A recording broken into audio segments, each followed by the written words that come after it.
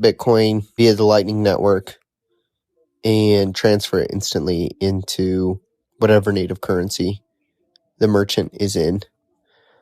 But I mean, in small towns in the Rockies, there's definitely a lot of merchants that are cash only, or they don't accept digital payments if it's below $5. So I think it really comes down to onboarding and having a efficient point of sale system that doesn't feel foreign. Yeah, it's just, it's a solution to a problem no one cares about, which is why no one's going after it, and it's not going anywhere. And that whole payment processing industry, I have some background in. It's the perfect number. The margin is big enough to stay in, not big enough to go in and try and aggregate or disrupt. And I don't think there's going to be any action here that is purely about just cost savings. Even if Bitcoin Lightning worked, it would not replace payment processing anytime soon. There are many reasons for this. One is just the deployment of terminals and credit cards versus how many people are using Bitcoin and how many Bitcoin accepted terminals are there. That kills it right there. Secondly, the processing fee of 2.2% or 2.5%, some of that goes into cashbacks for credit cards, so it's not really there to be had if you create a more efficient system. Some of it goes into credit risk, like is this person actually going to pay or not? I understand that goes away with Bitcoin because it's a bearer instrument. Some of it goes into fraud risk, like is this a real payment or not? Keep in mind, a lot of people like credit. You can actually save a lot of money and get more cash back by using debit card, but people don't. So I just don't think that this money is there to be grabbed if you came in with the Bitcoin Lightning payment system. I think the credit card system is already quite efficient, and the toll that Visa and MasterCard take and American Express is actually quite small. There's just not a whole lot to be had. And if there is something to be had, then Apple Pay and Google Pay are going to pick it up much more likely because they have very good anti-fraud mechanisms due to having your phone on you. So just thinking there's 2.5 or 3.5% here to be grabbed, that's just completely wrong. The way that I would think about layer 2s in crypto is that their success condition in the short to medium term is not to replace merchant payments. It is to provide a superior mechanism of transfer for the payments in crypto already. So just like water will naturally seek the lowest level, the payments in crypto will naturally seek the layer 2s or transfer mechanisms that are cheapest, fastest, most secure, and have the best overall properties. This applies to crypto because it is digital, composable, compatible, and API read and writable. It doesn't apply as much to payments in the traditional world because there are a lot of other moving parts, including regulations and custodianship and DD deals, etc., that significantly increase the complexity. And so over the long term, that can be something that crypto can tackle, but I don't believe that in the short term that's something that should be tackled. Turning back to Lightning, the way I would think about whether it is progressing or approaching the minimum viable product that is needed for widespread adoption, I would look very closely at the metrics. And so, for example, when Lightning first started out, they had like a 50% payment success rate. Over time, that increased to 1.9, so like 90% success rate. Over time, that increased to 99% success rate, which is 2 nines, which is what it is at now.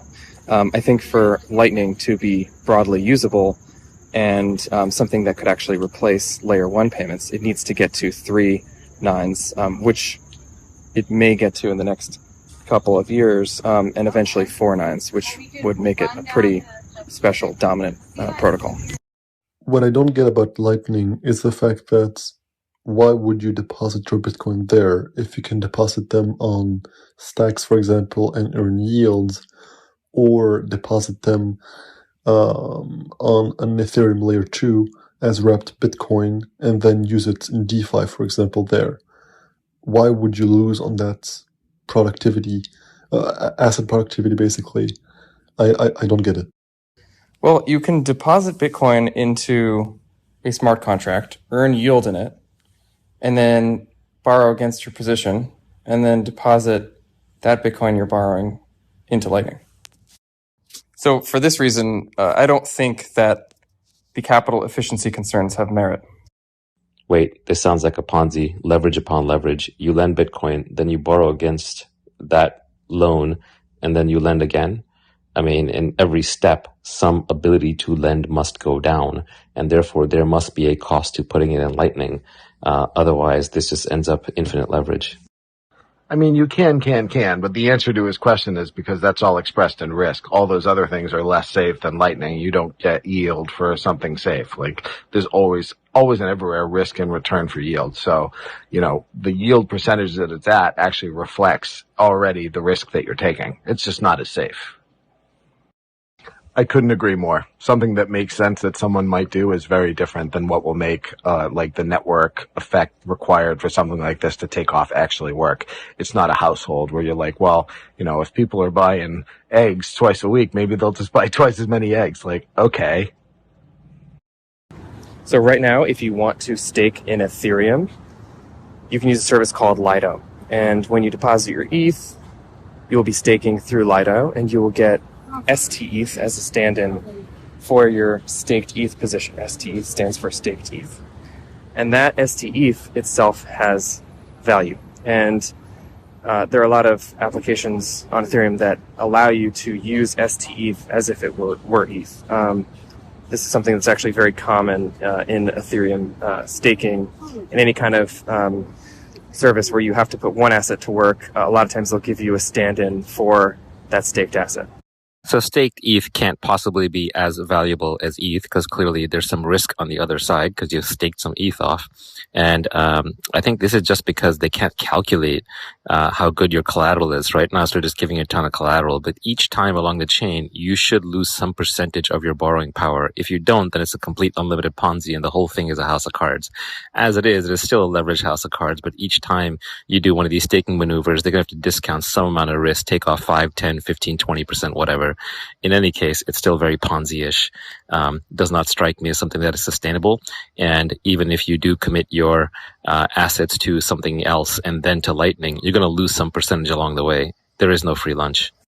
Yeah, that's right. It's not worth as much. And I would note that like the staked ETH is a distinct asset from ETH, and you're going to have some value loss when you borrow against it.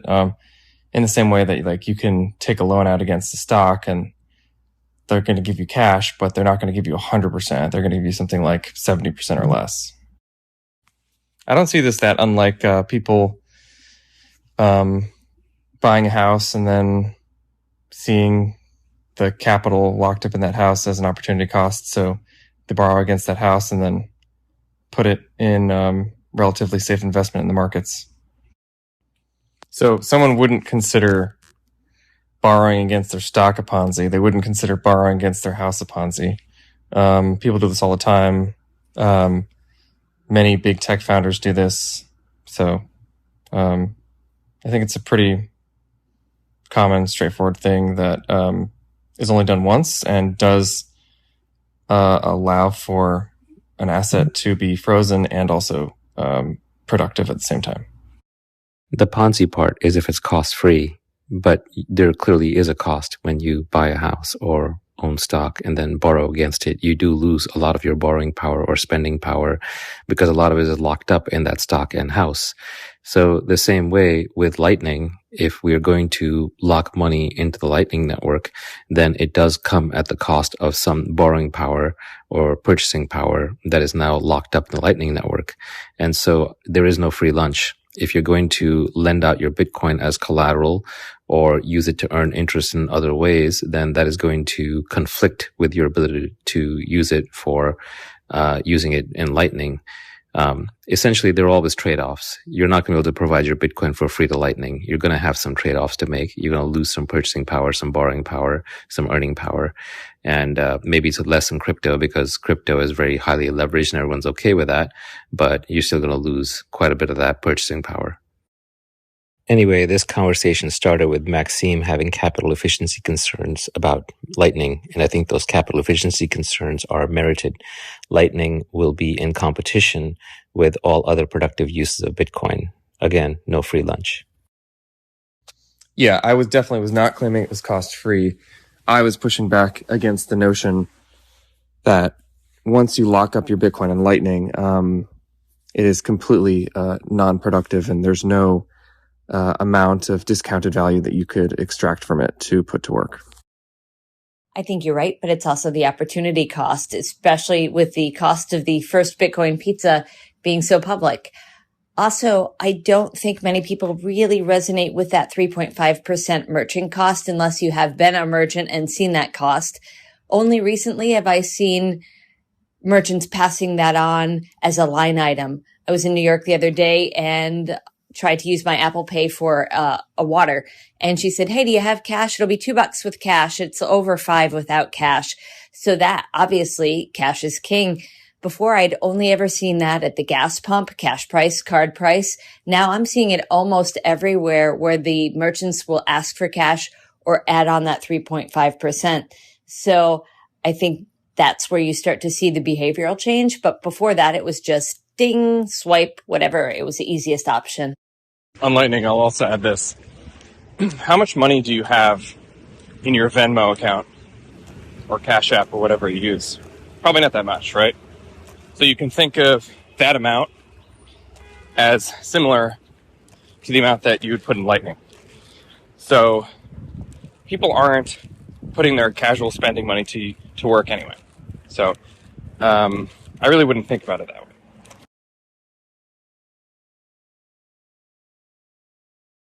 Okay, here's a contrarian view in crypto, although maybe less contrarian for other groups of people. But I think that crypto has a very hard time reaching product market fit in a lot of cases, precisely because it gets traction with speculative use cases that go nowhere and eventually collapse. Here's another view that's pretty contrarian in crypto, though I think if you think about it enough, it starts to become obvious, is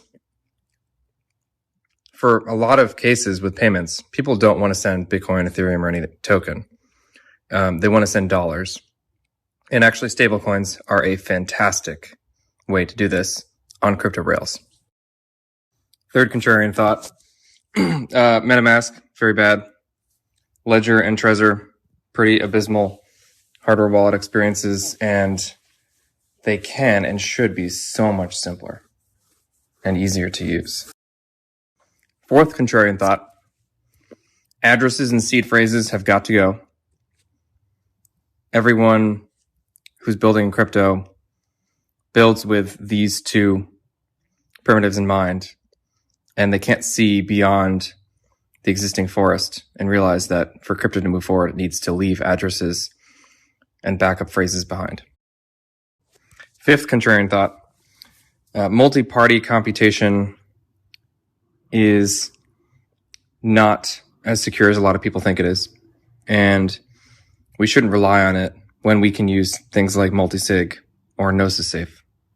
Unfortunately, a lot of services like Fireblocks and Coinbase use MPC for certain things. There are better ways, more secure ways. Sixth contrarian thought, the FAT protocol thesis is completely wrong. And what you really want to do is own the user experience, the customer experience. Seventh contrarian thought, the majority of the crypto industry has convinced themselves that the right path to crypto adoption is to have so much speculation that it increases the user base of crypto so that later we can clean it up. And I think this is completely wrong and pulls us down the wrong path. And we need to start along the path of sustainable, proper, real-world use cases for crypto that drive real value. Eighth contrarian thought. A lot of the practitioners, entrepreneurs, investors, etc., are gamblers. They've become gamblers. They came into crypto for one reason and they forgot why they got in here. And they backwards rationalized what they're doing because they're getting usage with one particular use case. And so it's the curse of a certain type of adoption. Ninth contrarian thought. The Ethereum community has given up on even modest levels of privacy, and it is more important than they think for gaining adoption in a variety of use cases. 10th contrarian thought. The number one crypto app is USDT. The number two crypto app is USDC. And the number three crypto app is Bitcoin. 11th contrarian thought. Tron, the blockchain, has more adoption than any other blockchain. 12th contrarian thought. The blockchain actually makes a lot of sense for voting. And people who say otherwise haven't really thought about it enough. 13th contrarian thought. DAOs are not being set up the right way. They're typically too centralized. There are often admin keys. A lot of times there's very clear people who are running it and have too much power. And there are better ways to do it. 14th contrarian thought. There are a lot of very interesting untapped dynamics with DAOs where they can be designed in a way that they're fully autonomous. There aren't admins or board members who have very aggressive powers. And you can do some interesting collaborative and social and co-investing dynamics with such designs. 15th contrarian thought. There are a lot of use cases of blockchains and crypto that could and would take off if they were built in a way to explicitly evade regulation. But most people are not willing to go there, and almost nobody is willing to go there. And so a lot of these don't actually get explored. I don't think that's the reason why we didn't find product market fit yet. I think there are two reasons why we didn't yet. The first one is because of the current infrastructure, which is still too unscalable and the transaction fees are still too high. And then the second problem is a regulatory problem where we're still in this gray area where it's not clear what is allowed and what is not allowed. And so people just avoid it altogether, essentially. Like for the average entrepreneur, it's just like a bad deal because the transaction fees are way too high. So even if you as the entrepreneur abstract them away from the user, it will just be incredibly expensive. And then second, there's a problem of regulation where your app can be shut down at any time. And then you also have the App Store regulations, with Apple and Google, especially Apple, where it's very hard to get on the App Store. And then once you're on the App Store as a crypto app, you have to pay like 30% of the transaction fees, which makes no sense. So it's ridiculous. I mean, I think, being a VC in crypto is largely participating in a private sale and then dumping on retail once the token launches. I mean, that's basically the gist of the strategy. And most of them, except like the real, actual, great capital allocators, most of them are just doing this.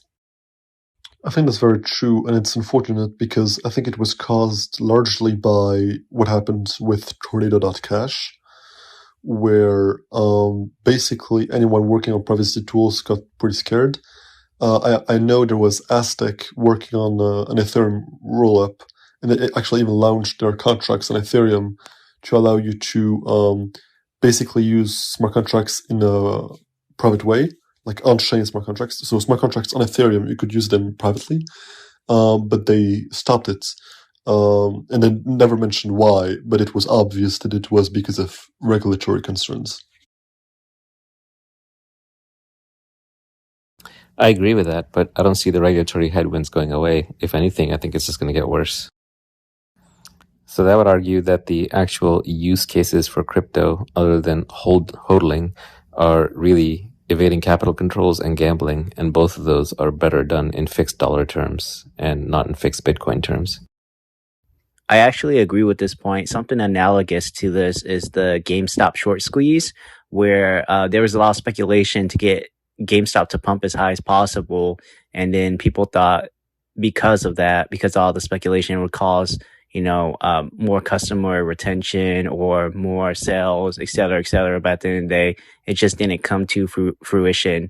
If you build for speculation, then all there is speculation. You're not going to get an outside use case outside of that unless you intentionally build for it. Right now, there are a lot of fears regarding voting manipulation, voting fraud. And those of us who are versed in blockchain technology know that this is the better option than everything else on the market for voting.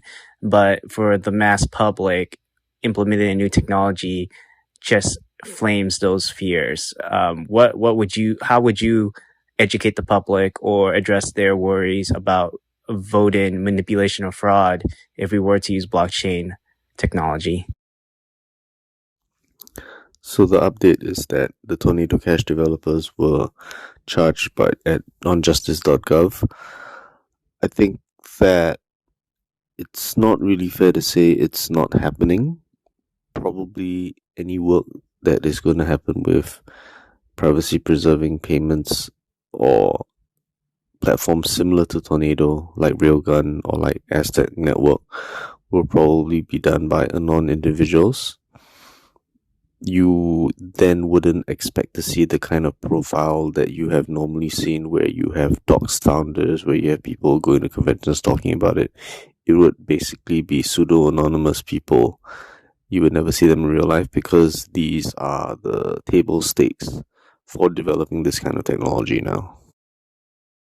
Since this is the Crypto Contrarian Room, I would like to ask why we are sure that blockchain-based voting systems are provably better than the existing institutions. And I'm going to put a link in this chit which details Sarah Jamie Lewis, who has worked on voting systems, who has worked on privacy, and it goes into the nuts and bolts of why specific things that appear inefficient in voting are in place.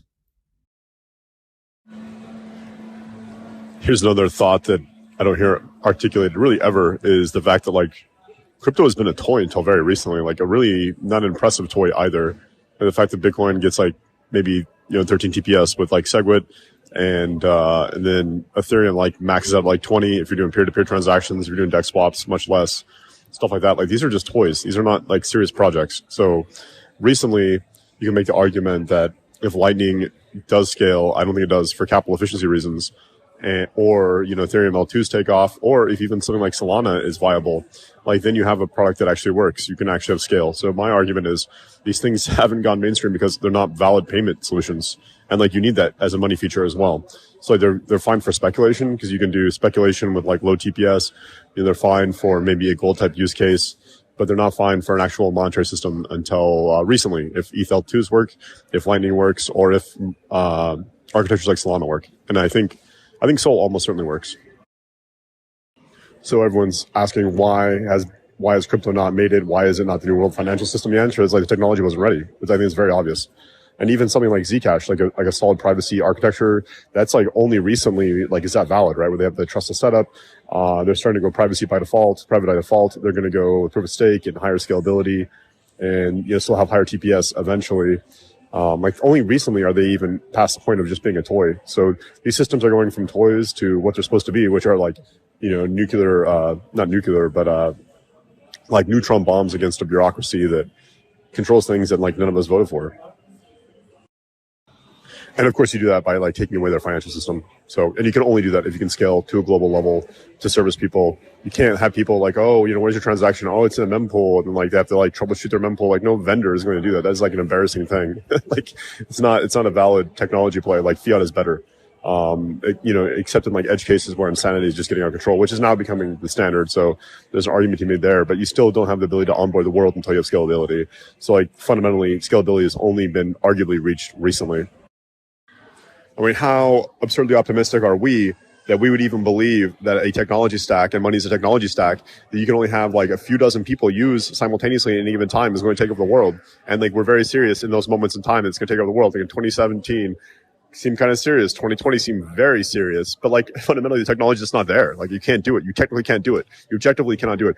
So like there's really no reason for like that level of like absurd level of like optimism, right? But like now the reason is here. Like now the technology is coming online. We should be hyped right now. Now is the time to like really be interested in crypto. Now is the time to make fortunes. And just before, being early makes you lots of money, which is very nice. But we just can't compete with a global monetary system when you can have like 30 people use the system at any given time. It's like, it's super embarrassing. Like, honestly. I mean, just try making the argument. Try making the argument that we could even have global crypto adoption if you can't onboard people because the system doesn't support them. It's a nonsense argument. So fundamentally, that's what's wrong. It's not seed phrases. It's not anything else. It's literally just the technology stack was a toy and it was too early, but now it's not. And this, ladies and gentlemen, is how I make money. By having good judgment, just looking at the situation and identifying what makes sense. There's usually just one high leverage thing that makes sense, which is the fact that scalability was not available. And now that I've identified that, I pointed out, people will shrug it off, but then I'll get like massively wealthy off of minting based on that. And then everyone's gonna be like, well, how do you make money? I was like, well, it doesn't matter what I say. You're not going to listen anyway. People like poverty. It doesn't matter what we say, does it? Yeah, I think this is all good. I mean, this is all good and right. I think one of the big open questions that hasn't been solved, I think a lot of people assume that like calling certain aspects of crypto money would like cause things in there to begin to organize like a kind of free capitalist society. I think the problem is it's sort of like the container and what's contained. Yeah, money and capitalism has always been like a pretty sure proxy for how things go and how to look at the world.